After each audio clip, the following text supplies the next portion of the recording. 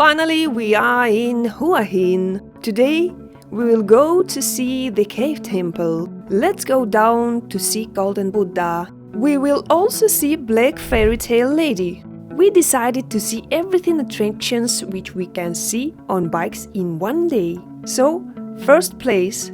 This is a whole complex with caves, temples and churches. Our first point. This is a Wat Ban Thawi temple. There is parking here. In front of the entrance to the temple, there were a very interesting sculptures of a monkey and something like a mermaid on a motorcycle. There are a lot of grass here, rest areas, lake, swings, sculptures. And there's also a cafe here, where, by the way, I bought myself a guava shake. After 5 minutes later, I was robbed for the first time in my life in Thailand. A small monkey stole my shake. There is some fairy tale about this place.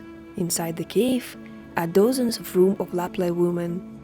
Lapla means hiding from view. Local people believe that only a good person can get here. Only women lived in Laplaya, because they believe that only women could keep their word.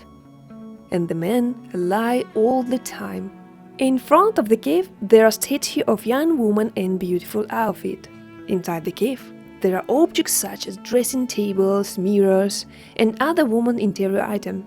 Inside the cave, in the temple, there are passages connecting the entrance and exits up and down, with different cave rooms and many recesses. Subscribe.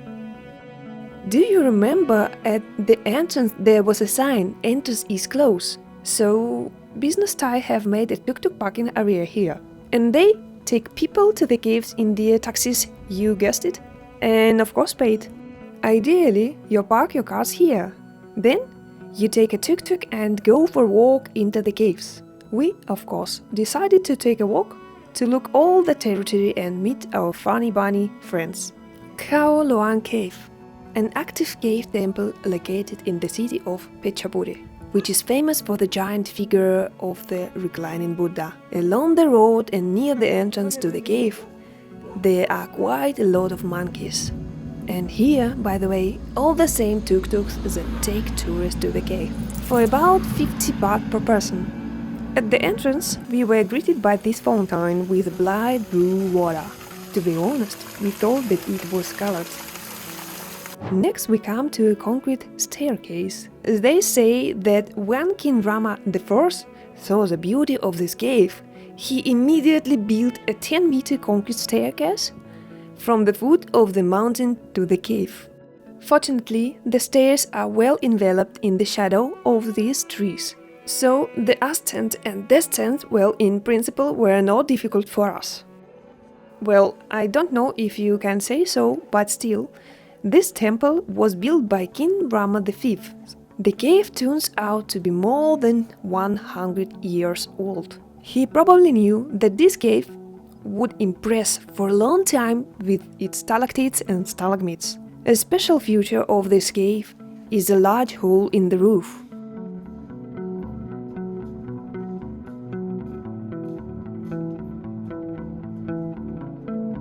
Our next stop is, well, let me try, Wat Mahathat. This is an old temple, built during the reign of King Rama IV, the goal of which was to restore and repair as many sacred places as possible. He gave a magnificent name of his memory as Wat Mahathat. Please, Thais, forgive my pronunciation. Entrance fee to the temple is 150 baht.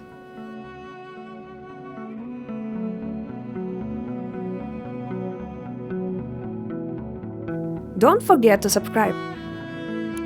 Please subscribe us.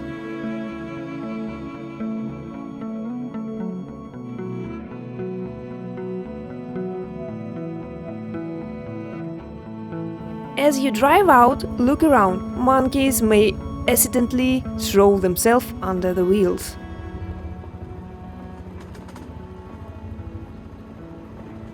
And we move on, of course, to the Black Lady.